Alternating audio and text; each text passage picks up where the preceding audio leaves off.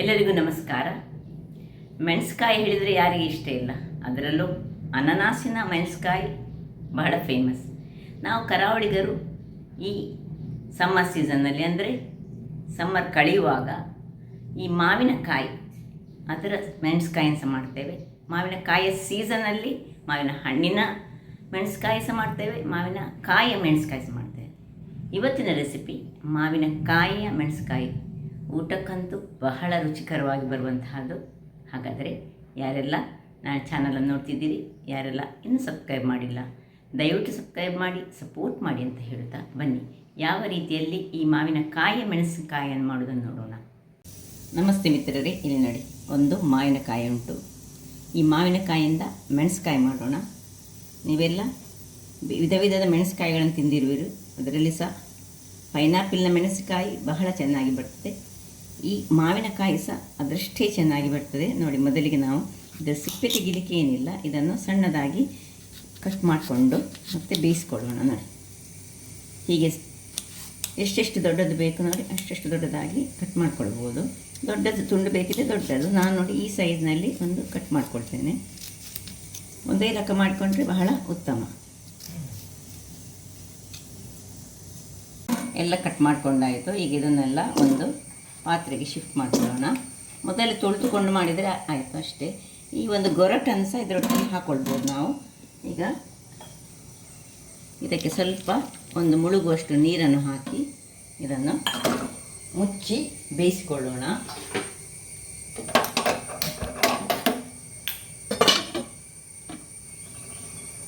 ವೀಕ್ಷಕರೇ ನೋಡಿ, ಇದಿಷ್ಟು ಬೆಂದಿತ್ತು ಸಾಕು. ಇದಕ್ಕೀಗ ಉಪ್ಪನ್ನು ಹಾಕ್ಕೊಂಡು ಒಮ್ಮೆ ಇದನ್ನು ತಿರುಗಿಸ್ಕೊಳ್ಳೋಣ. ತುಂಬ ಬೇಯೋದು ಬೇಡ, ಎಷ್ಟು ಬೆಂದರೆ ಸಾಕು. ಉಪ್ಪು ಹಾಕಿ ಇದನ್ನು ಹೀಗೆ ಆಫ್ ಮಾಡ್ಕೊಂಡು ಇಟ್ಕೊಳ್ಳೋಣ. ಇಲ್ಲಿಗ ಮಸಾಲೆ ರೆಡಿ ಮಾಡೋಣ.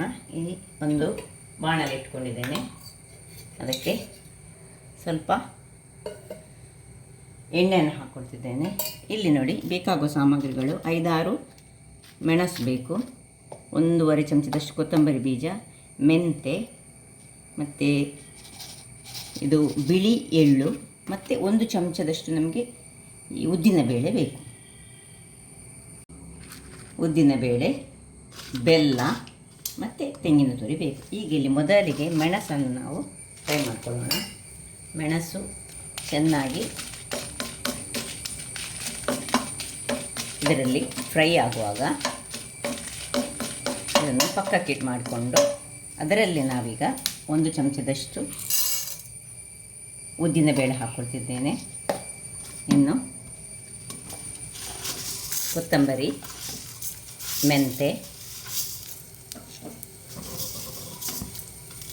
ಇಷ್ಟನ್ನು ಹಾಕಿ ಸಣ್ಣ ಉರಿಯಲ್ಲಿ ಸ್ವಲ್ಪ ಫ್ರೈ ಮಾಡ್ಕೊಳ್ಳೋಣ. ಉರಿ ಸಣ್ಣದಿರಬೇಕು, ಎಣ್ಣೆಯಲ್ಲಿ ಫ್ರೈ ಆಗಬೇಕಿದು. ಇಷ್ಟು ಫ್ರೈ ಆಗುವಾಗ ಸ್ವಲ್ಪ ಘಮ ಬರುವಾಗ ಮೆಣಸನ್ನು ಅದರೊಟ್ಟಿಗೆ ಮಿಕ್ಸ್ ಮಾಡಿಕೊಳ್ಳಿ. ಈಗ ಕೊನೆಯದಾಗಿ ಒಂದು ನೋಡಿ ಕೈಯಲ್ಲಿ ಒಂದು ಇಷ್ಟು 2 ಚಮಚದಷ್ಟು ಎಳ್ಳು ಹಾಕ್ಕೊಳ್ತಿದ್ದೇನೆ. ಎಳ್ಳು ಹಾಕಿದ ಮೇಲೆ ಎಳ್ಳು ಒಂದು ಕಲರ್ ಚೇಂಜ್ ಆಗಬಾರ್ದು. ಎಳ್ಳಿದ್ದು ಜಸ್ಟ್ ಅದು ಪಟ ಹೇಳುವಾಗ ನಾವು ಇದನ್ನೀಗ ಆಫ್ ಮಾಡಿಕೊಳ್ಬೇಕು. ಸೊ ಇಲ್ಲಿ ಫ್ರೈ ಮಾಡೋದು ಬಹಳ ಮುಖ್ಯ. ತುಂಬ ದೊಡ್ಡ ಉರಿ ಮಾಡಿಕೊಳ್ಬಾರ್ದು, ಅದು ಸಾಕು. ನೋಡಿ, ಎಳ್ಳು ಪಟ್ ಹೇಳಲಿಕ್ಕೆ ಶುರುವಾಯಿತು. ಆಫ್ ಮಾಡಿಕೊಳ್ಳೋಣ. ವೀಕ್ಷಕರೇ, ಇದೀಗ ತಣ್ಣಗಾಯಿತು. ಈಗ ಇದನ್ನೊಂದು ಮಿಕ್ಸಿ ಜಾರ್ನಲ್ಲಿ ಹಾಕೊಳ್ಳೋಣ. ಇದರ ಮೊದಲು ಇದರಲ್ಲಿ ತೆಂಗಿನ ತುರಿ, ನಂದು ಇವತ್ತು ಕಾಯಿ ಕಟ್ ಮಾಡುವಾಗ ಅದು ಇಡೀ ಬಂತು, ಹಾಗಾಗಿ ಇದನ್ನು ಹೀಗೆ ಪೀಸ್ ಮಾಡಿಕೊಂಡಿದ್ದೇನೆ. ಇಲ್ಲದಿದ್ದರೆ ನಾವು ಹೆದ್ದುಕೊಳ್ಳೋದು ಹೆರೆಮಣೆಯಲ್ಲಿ. ಸೊ ಹೀಗೆ ಕಟ್ ಮಾಡಿದೆ. ಇದನ್ನು ಕೆಳಗಡೆ ಹಾಕ್ಕೊಂಡು ಈ ಮೆಣಸು ಮತ್ತು ಏನೆಲ್ಲ ನಾವು ಫ್ರೈ ಮಾಡಿದ್ದೇವೆ ಎಲ್ಲವನ್ನು ಹಾಕ್ಕೊಂಡು ಸ್ವಲ್ಪ ನೀರು ಹಾಕ್ಕೊಂಡು ಒಂದು ಒಳ್ಳೆ ಪೇಸ್ಟ್ ಮಾಡಿ ತರ್ತೇನೆ. ವೀಕ್ಷಕರೇ, ಇಲ್ಲಿ ನೋಡಿ ಇದು ರೆಡಿ ಆಯಿತು. ಇಲ್ಲಿ ಇದನ್ನು ಆನ್ ಮಾಡ್ಕೊಳ್ತಿದ್ದೇನೆ. ಆನ್ ಮಾಡಿಕೊಂಡು ಇದಕ್ಕೆ ಒಂದಿಷ್ಟು ಎಷ್ಟು ಬೆಲ್ಲ ಬೇಕು ನಿಮಗೆ ಅಷ್ಟು ಬೆಲ್ಲವನ್ನು ಹಾಕ್ಕೊಳ್ಳಿ. ಸ್ವೀಟ್ ಬರ್ತದೆ ಇದು ಸ್ವಲ್ಪ. ಸೊ ಹಾಕ್ಕೊಂಡು ಸ್ವಲ್ಪ ಹೀಗೆ ತಿರುಗಿಸಿ, ಬೆಲ್ಲ ಹಾಕಿ ತಿರುಗಿಸಿ 1 ನಿಮಿಷ ಇಟ್ಕೊಳ್ಳೋಣ. ಇಲ್ಲಿ ನೋಡಿ ಮಸಾಲೆ ಈ ರೀತಿಯಾಗಿ ಬರಬೇಕು. ಫೈನಾಗಿ ಸಲ್ಲ, ತುಂಬ ಕೋರ್ಸ್ಲಿ ಸಹ ಅಲ್ಲ, ಇನ್ ಬಿಟ್ವೀನಲ್ಲಿ ಬರಬೇಕು. ಸೊ ಈಗ ಇದನ್ನು ತೆಗೆದು ಈ ಒಂದು ಇದಕ್ಕೆ ಹಾಕೊಳ್ಳೋಣ. ಸೊ ತೆಂಗಿನಕಾಯಿ ಇದಕ್ಕೆ ಸ್ವಲ್ಪ ಹಾಕಿದರೆ ಸಾಕು. ತೆಂಗಿನಕಾಯಿ ಅಂಶ ಇದರಲ್ಲಿ ಒಂದು 2 ಚಮಚ ಇದ್ದರೆ ಸಾಕಾಗ್ತದೆ. ಸೊ ಇನ್ನು ಸ್ವಲ್ಪ ಇದು ದಪ್ಪದಲ್ಲೇ ಬರಬೇಕು, ನೀರಾಗಲಿಕ್ಕಿಲ್ಲ. ಇನ್ನು ಸ್ವಲ್ಪ ನೀರನ್ನು ಇದಕ್ಕೆ ಹಾಕ್ಕೊಳ್ತಿದ್ದೇನೆ. ವೀಕ್ಷಕರೇ ನೋಡಿ, ಸ್ವಲ್ಪ ಚೇಂಜಸ್ ಇರ್ತದೆ ಇದರಿಂದ ಮಾಡೋದಕ್ಕಿಂತ. ಈ ಪೈನಾಪಿಲ್ನ ಮಾಡೋದಕ್ಕಿಂತ ಸ್ವಲ್ಪ ಚೇಂಜ್, ಯಾಕಂದರೆ ಇದರಲ್ಲಿ ಹುಳಿ ಅಂಶ ತುಂಬ ಉಂಟು ನೋಡಿ. ಇನ್ನೂ ಸ್ವಲ್ಪ ನೀರು ಹಾಕ್ಕೊಳ್ಳೋಣ, ದಪ್ಪದಲ್ಲೇ ಬರಬೇಕಿದ್ದು. ಇದಕ್ಕೊಂದೀಗ ಇದು ಕುದಿಯುವಾಗ ಇದಕ್ಕೊಂದು ಒಗ್ಗರಣೆ ರೆಡಿ ಮಾಡ್ಕೊಳ್ಳೋಣ. ಒಂದೇ ಮಾವಿನಕಾಯಿಯನ್ನು ಮಾಡಿದ್ರಿಂದಾಗಿ ಇದಕ್ಕೆ ಸ್ವಲ್ಪ ಮಾಡಿದ್ದೇನೆ ನಾನು. ನೀವು ಮಾಡುವಾಗ ಸ್ವಲ್ಪ ಹೆಚ್ಚು ಮಾಡಿಕೊಂಡ್ರೆ ಬಹಳ ಟೇಸ್ಟಿಯಾಗಿ ಬರುವಂಥದ್ದು. ಈಗ ಇದಕ್ಕೆ ಉಪ್ಪು ಹೇಗೆ ಉಂಟು ನೋಡುವ. ಉಪ್ಪು ಸ್ವಲ್ಪ ಚಪ್ಪೆ ಉಂಟು, ಸ್ವಲ್ಪ ಉಪ್ಪು ಹಾಕೊಳ್ಳೋಣ. ಮುಚ್ಚಳವನ್ನು ಮುಚ್ಚಿ ಕುದಿಯಲು ಬಿಡೋಣ. ಈಗ ಇದಕ್ಕೊಂದು ಒಗ್ಗರಣೆ ರೆಡಿ ಮಾಡ್ಕೊಳ್ತಿದ್ದೇನೆ. ಇಲ್ಲಿ ಒಂದು ಬಾಣಲೆಯನ್ನು ಇಟ್ಕೊಳ್ಳೋಣ. ಬಾಣಲೆ ಬಿಸಿಯಾಗಲಿ. ಬಾಣಲೆ ಬಿಸಿ ಆಯಿತು. ಈಗ ಇದಕ್ಕೊಂದು 2 ಚಮಚದಷ್ಟು ತೆಂಗಿನ ಎಣ್ಣೆ, 1 ಚಮಚದಷ್ಟು ಸಾಸಿವೆ, ಒಂದು 2 ಎಳೆಯಷ್ಟು ಕರಿಬೇವಿನ ಸೊಪ್ಪು,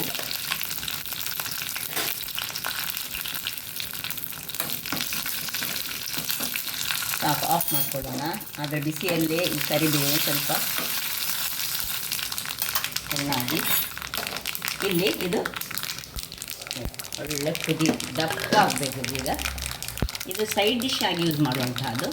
ನಾನೀಗ ಇದಕ್ಕೆ ಶಿಫ್ಟ್ ಮಾಡ್ಕೊಳ್ಳೋಣ. ಕೂಡಲೇ ಮುಚ್ಚಳ ಮುಚ್ಚಿಕೊಂಡು ಆಫ್ ಮಾಡ್ಕೊಳ್ಳೋಣ. ವೀಕ್ಷಕರೇ ನೋಡಿ, ಓಹ್ ಎಷ್ಟು ಗಮ್ಮಂತದೆ, ಈ ಮನೆ ಗಮ್ಮಂತದೆ ನೋಡಿ.